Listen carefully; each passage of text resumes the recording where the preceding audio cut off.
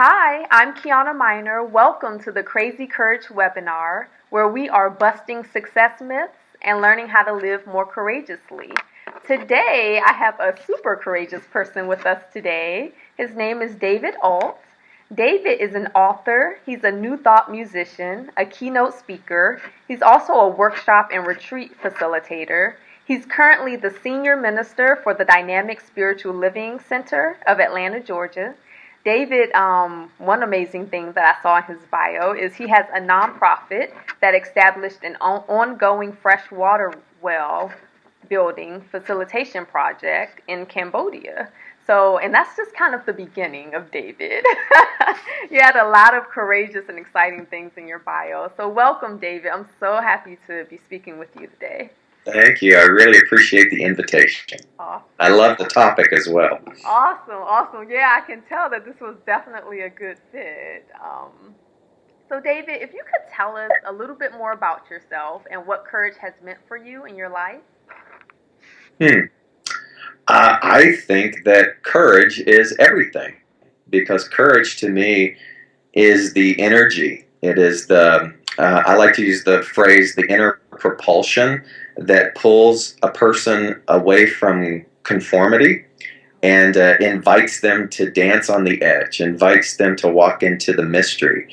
And I believe that it is in the mystery, it is in the letting go and the surrender of a surety where you and I find ourselves, where we find that there's far more to us than we give ourselves credit for. Okay. And we wouldn't know that, we wouldn't experience that unless we were willing to listen and then obey to that inner propulsion that pulls us to something greater. I totally agree with that. There's so many times where I've stepped outside of the box and done something that just was well beyond my comfort zone. This webinar is a great example, just stepping Yeah, out on faith and just acting and reaching out to people, and more amazing things happen than I planned for. You know what I mean? So I completely sure. agree with you. Yeah. Could you talk about a time in your life where courage has meant something, where it has brought you out of your comfort zone? It seems like that's the See? that's the recurring theme of everything of Have my you whole life. always been adventurous? Yeah, Okay. well, I'll tell you, last year, in 2013, I turned 54, and 54 was the age that my father passed away. Okay. And just very quickly, there was a genetic heart thing that ran through my family. And so most of my siblings, nieces and nephews, a lot of my intermediate family have passed away from this genetic heart disease. And as I approached that same age of 54, the age of my father, I thought, what do I want to do that will cut the cord of that? What do I want to do that is courageous, that is outside of the box, that is leading edge, but more importantly, is something for me to fulfill in order to leave behind that particular legacy. Okay. I don't want to be a part of that legacy Right. anymore, and I want to create my own legacy. Okay. And so, lo and behold, I went to Africa and I climbed Kilimanjaro for on turning 54, and it was the most challenging, the most just difficult experience, and yet, as any of us who've ever been in those situations knows, ultimately the most rewarding experience. And I believe that it was almost an initiation of sorts. I had done so much spiritually, I had done so much physically in order to alter and change my life, but I needed to do something on that level to sort of balance it all out, to bring it full circle. And reaching that summit, I tell you, is it's indefinable. It's indescribable to know that all of the excuses that I could have used as to why not to do it, thankfully I turned a deaf ear to that. So that was big for me. Okay, I Yeah. love that. That's an awesome story. And I like how you talk about turning a deaf ear to excuses. Do you feel Yeah. like that is a huge part of courage? Is just letting go of any excuse, any limitation that can stop us? Yeah, it's I think it's important, and I think that that's the way that life is composed. Is that it's composed of naysayers. It's composed of friction. It's composed of people who aren't living that way, in order to help facilitate those of us who want um, to really understand why we do what we do, and to really look at and to develop contrast.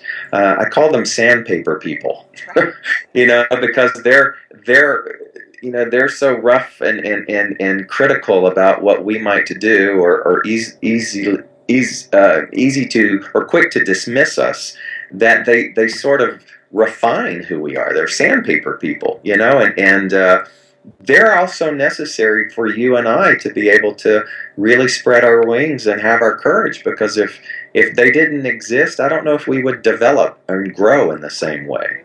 Yeah, it certainly sometimes doesn't feel like doesn't feel like that at the time, but I totally agree Exactly. with you. Yeah, yeah, they do Exactly. refine us. Could you talk a little bit more about your travels? I saw that you took a very popular pilgrimage in Spain. Could you talk a little bit more about that?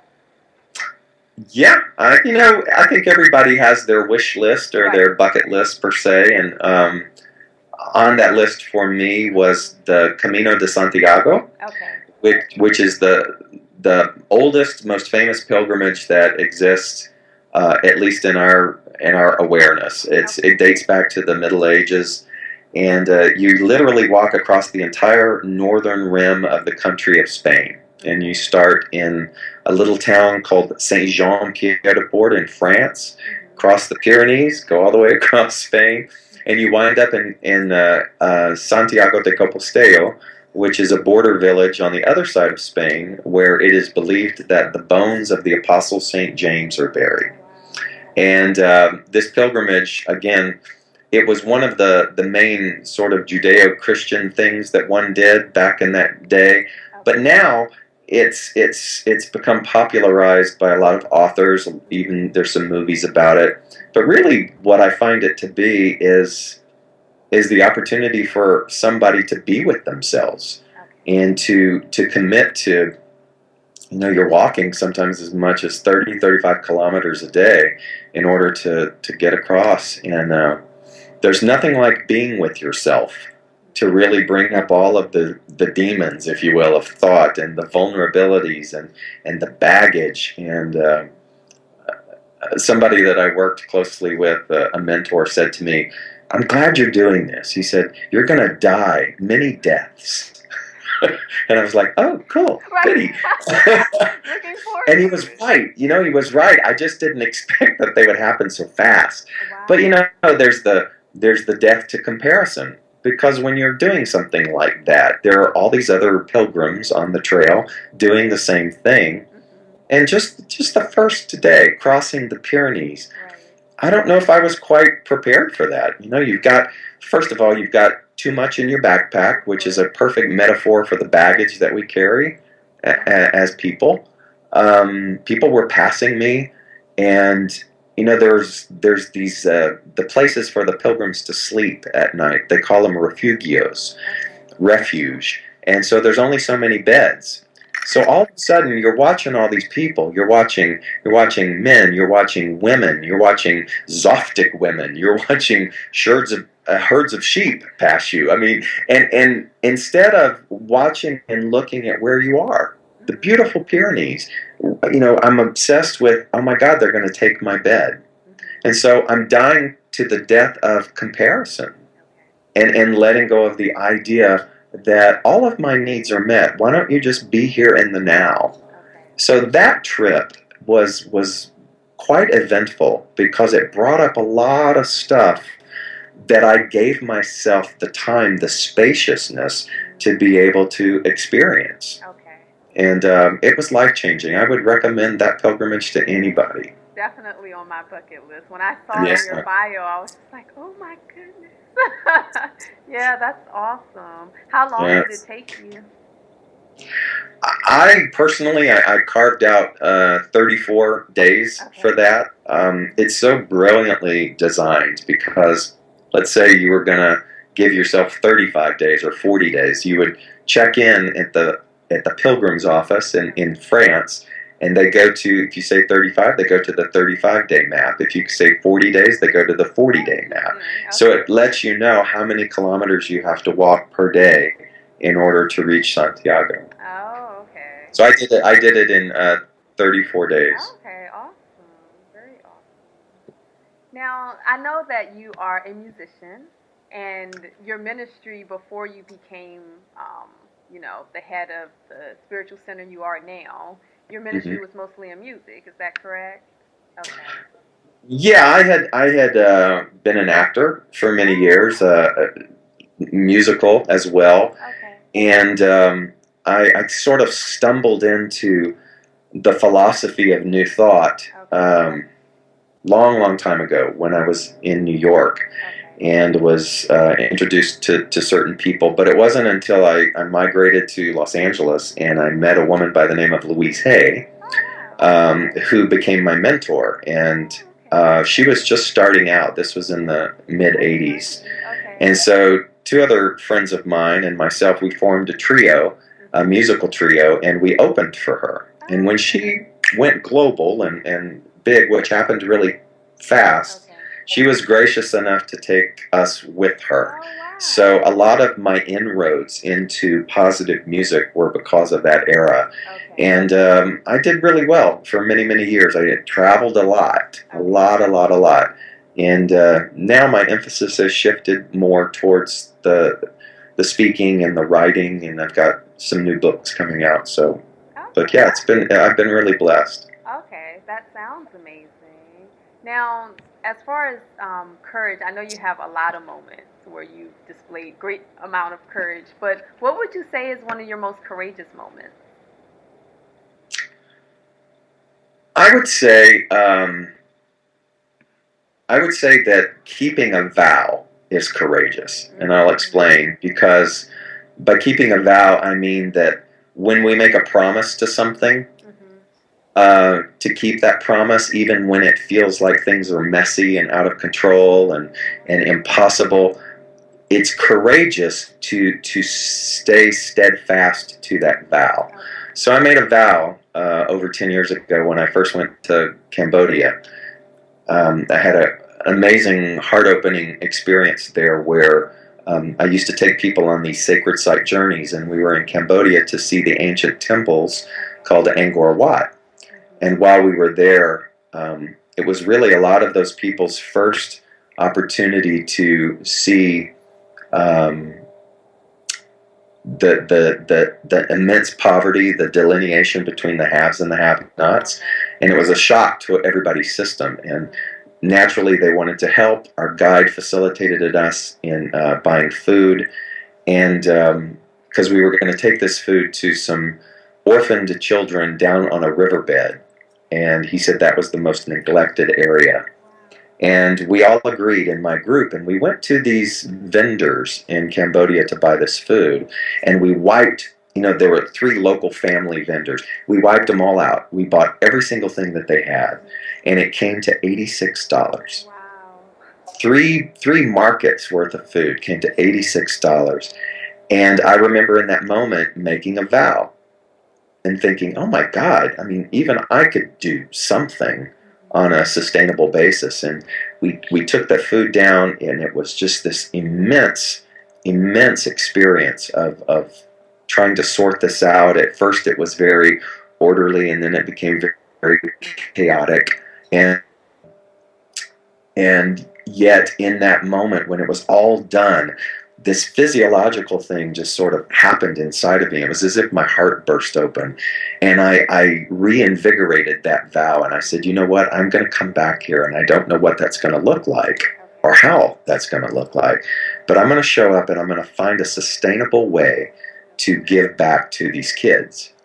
And again, I didn't know what that looked like. And I will tell you, there were several years after that of stumbling and fumbling, and one year when the idea to open a school happened, and I was instructed to go into the government office for the People's Party of Cambodia, which at the time was in a great turmoil.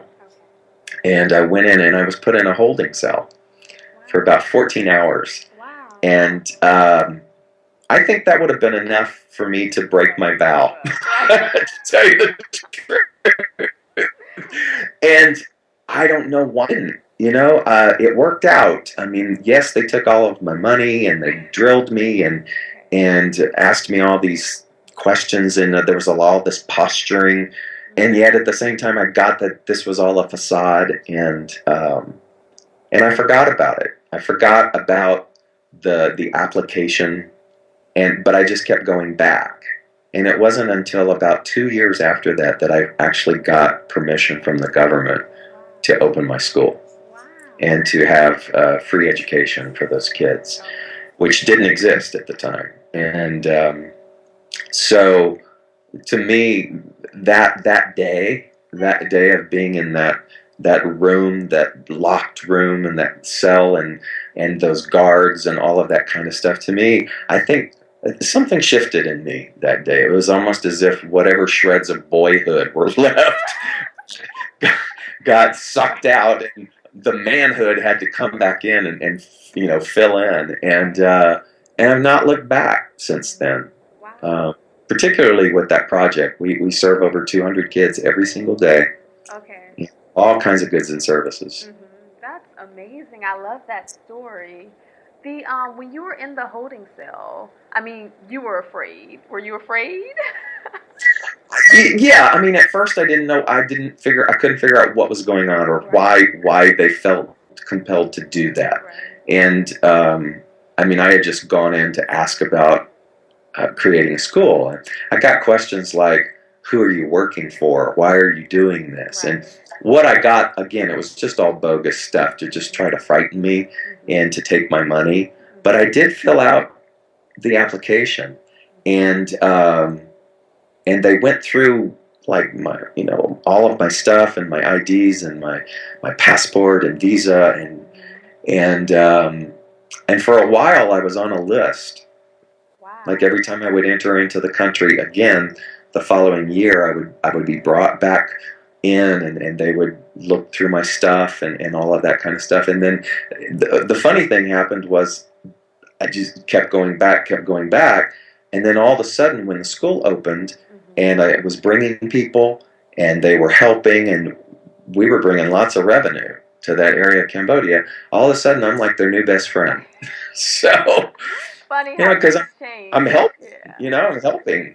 Yeah. So yeah. What is that? Well, what would you call that thing that makes you keep going even when you're afraid? Like even when you're brought into that holding cell, every time you're going into the country, it's a challenge, and it feels difficult. It feels Yeah. like the challenges are mounting. What is it that makes you keep going?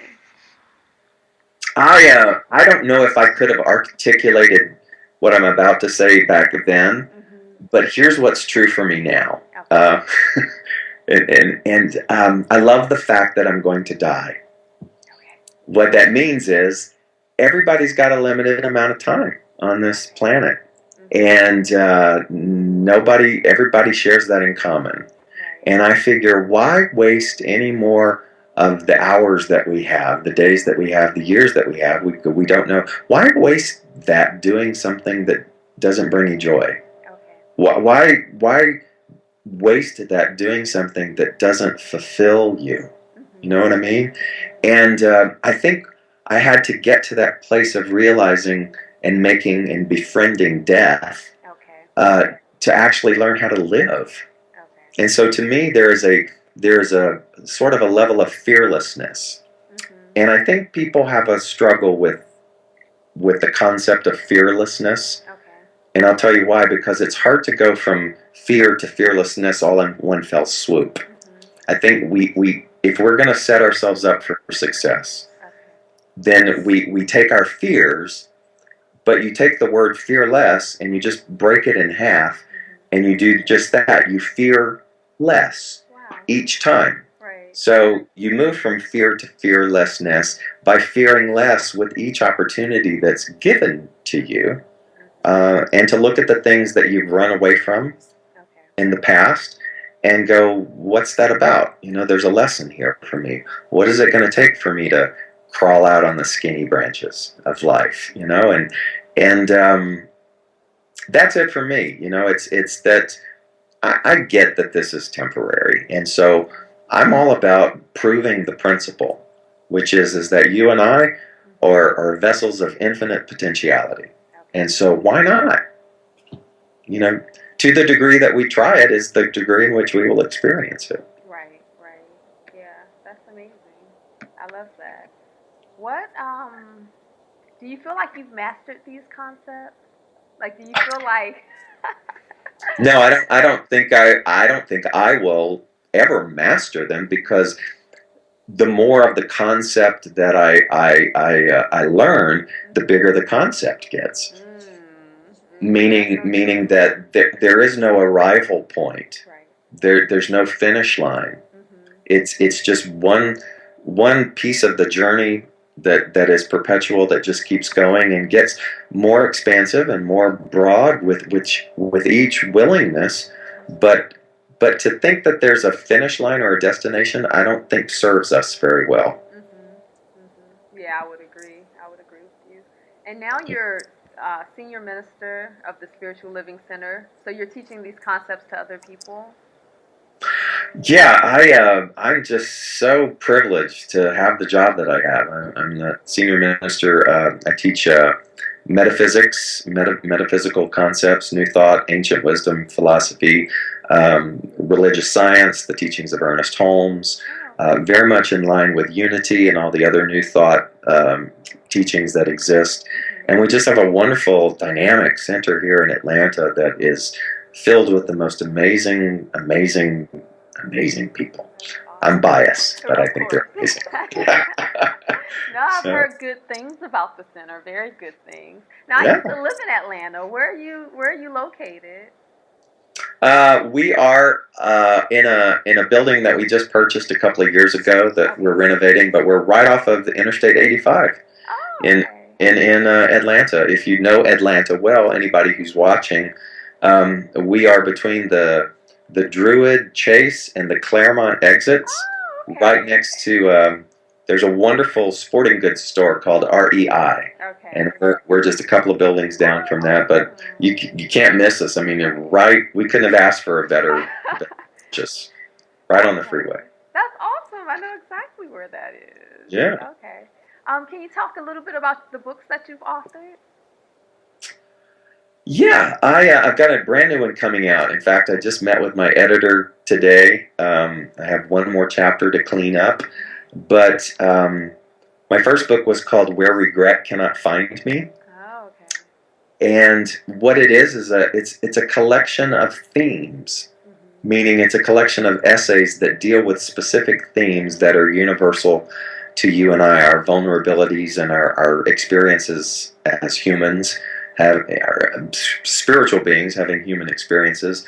And I like that format. I like giving you something, a lesson, if you will, that has a beginning and a middle and an end, that doesn't require too much of an investment from you, that carries a lot of.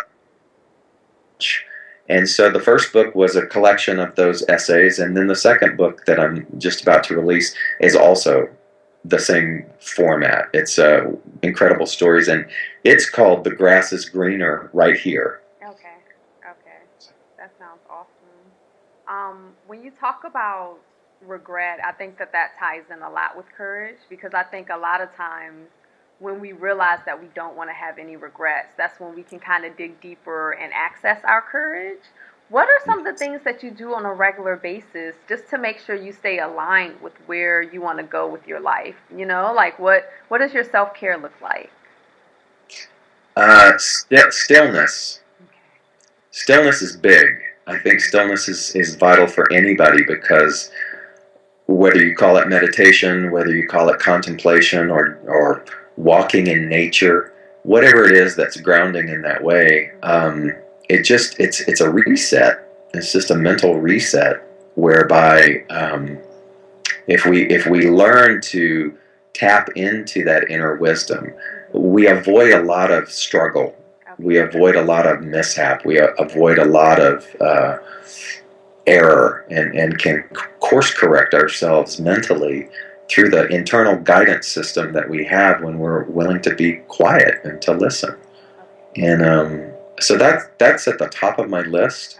It's taken many years to cultivate because I was a doer. And now it's not that I don't want to be a doer, but I want to also equally be a beer. And so in my beingness, I get to enhance my doing, if that makes sense. Because it is in the being and then the knowing and in the stillness that I get a clearer concept and a clearer picture of the best optimum way to do. And did it take you time to learn to trust that picture? Sure. Yeah, I think with many of us, it's to try to sit still. We have some preconceived idea about what that means. Like we're supposed to think about something, or how do you empty your mind when there's so much chatter there, and it develops over time. It really does. If you can capture one pure silent minute, then that's good. That's better than no minute. And you just try to build from there and learn how to breathe and just focus on the breath, but not really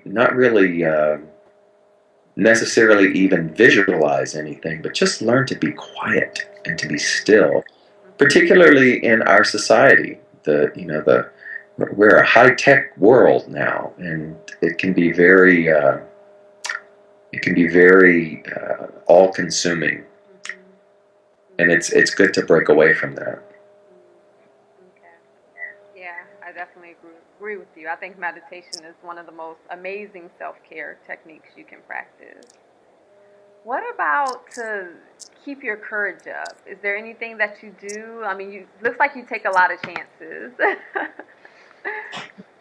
Look at that word chances and ask yourself, what does that mean? Is it chances? Or is it the next logical choice on an individual's path? Meaning that there's this wonderful phrase, it's called divine discontent. And divine discontent is when you and I outgrow something. When we're this is not working for me anymore, or something is pulling me, and so a lot of times we want to judge that when actually that's what's necessary. That's what precedes growth, is that discontent. And so sometimes we will make decisions from that discontent that others might call chances, when in actuality it's the next logical thing to do. I think that's really interesting, because I think from the outside it looks like you're taking risk and it may look like you're taking chances, but when we're connected internally, we're just doing we're just doing the next step. Yeah. It's logical, and you almost go into it realizing that there's no such thing as failure. It's a choice. Everything is a choice, and as you make a choice and you're experiencing the aftermath of that choice, you can reevaluate and go, is this serving me? And if it's not, you just make another choice, rather than bemoaning the fact, or I did it wrong, or and because that just wastes energy. And so when you can free yourself from that and realize that you're already a success, and you always will be a success because you're here, period. So when you can own that, then you and I get to show up in any circumstance, and not necessarily look at it as chance per se, but look at it as the next obvious evolutionary step on our path. I love that. Yeah, that's beautiful. Thank you. I love that. So David, if people want to get in touch with you or learn more about you, where can they go?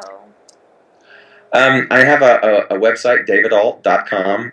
Ault is spelled AULT, davidault.com. Pretty much everything is there. I'm reworking it to change it up a little bit with the new book that's coming out. But you can find me there. You can find my initiative for Cambodia there if you want to go to Cambodia with me every year. You can find out that the music is there, the books are there, everything's there. You can find out about Spiritual Living Center of Atlanta, which is where I'm the senior minister of. So Do you take it's a group to? I'm sorry. Go ahead. no, it's kind of a one-stop shop. So. Okay, awesome. You take a group to Cambodia with you every year? I do. I've been doing this for many years. I've been taking people with me. We usually go in mid-January to early February, Okay. and we go. Um, and what I love about that experience is that taking people out of their comfortable environment and putting them into that kind of situation, and to watch the transformation that happens, to watch them the perceptions shift, and to get them to understand and see how much we have and how much we take for granted, Yeah. and just how beautiful and how small the world is, actually, because you get to see that everybody wants the same thing. They just want to be loved, and they just want to be heard. I love that. Any last thoughts on courage that you wanted to share? Embrace it. Embrace it. I think it's a part of your DNA, your spiritual DNA. It's you are here. All of us are here to be uncomfortable Okay. and complacency, and to always be pushing that envelope. Not in a bad way, not in a dangerous way, but in a way that affords us to prove this principle that we are infinite potentiality. And the only way we're going to know that is by being courageous and doing what makes us uncomfortable. Okay. That's a perfect way to end the interview. Thank you so much for being here, David. You're so welcome. Thank you. I appreciate it, and I applaud your courage for just not knowing me and reaching out in an email and putting yourself out there. So that's the deal. You got to put yourself out there. You got to ask. Yes. Thank you so much. Yeah, that's exactly right. I mean, I've been getting the idea, and I'm just gonna go with it, see where it takes me. So thank you so much. You're welcome.